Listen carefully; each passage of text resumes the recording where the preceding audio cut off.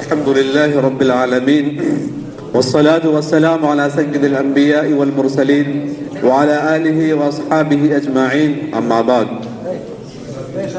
رئيس الحفلة الموقر وحضرات الحكم وأساتذة الكرام وإخواني في الله، إني أريد أن ألقي أمامكم خطبة وجيزة حول الموضوع الإسلام في حاجة إلى رجال. المحدث: الإسلام من عند الله لا يقبل نقصا ولا تقصيرا، لأنه موجه إلى الفطرة الإنسانية السليمة، وخالق هذه الفطرة أدرى بما يتناسب معها ويوافق على طبيعتها. ألا يعلم من خلق وهو اللطيف الخبير. إن الإسلام محجوب اليوم بأهله، لأن دعاته ورجاله وليسوا ممثلين منهج الإسلام بتصرفاتهم وسلوكهم تمثيلا كاملا، وليسوا على المستوى المطلوب لحمل رسالته. ألا إن المسلمين الأوائل كانوا هم يمثلون الإسلام في معاملاتهم وأخلاقهم وسلوكهم، فدخل الناس في دين الله أفواجا، وملايين من المسلمين اليوم يدعون الناس إلى الإسلام فلا يستجيب لهم أحد.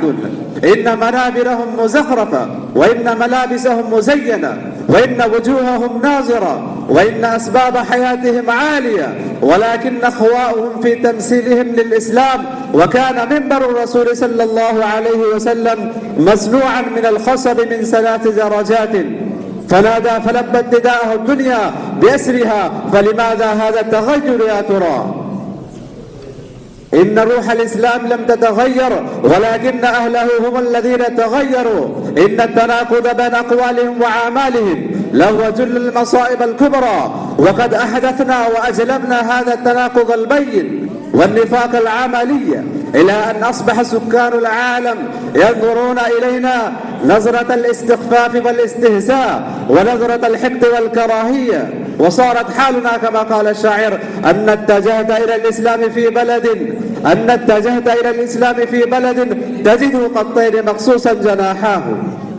إن الدعوة إلى الإسلام الكامل تتطلب رجالا تنعكس فيهم روح الإسلام، تتطلب رجالا منهم، وتتطلب هذه الدعوة منا رجالا قد ابتعدوا عن مطاعيم الشخصية، وابتعدوا عن استغلال الدين لقضاء مآربهم الذاتية ولحصول مناصبهم، لأنها تحتاج إلى رجال يعيشون للإسلام ولأجل الإسلام قولا وعملا، ويدعون الناس إليه صدقا وإخلاصا ومنهجا وتطبيقا.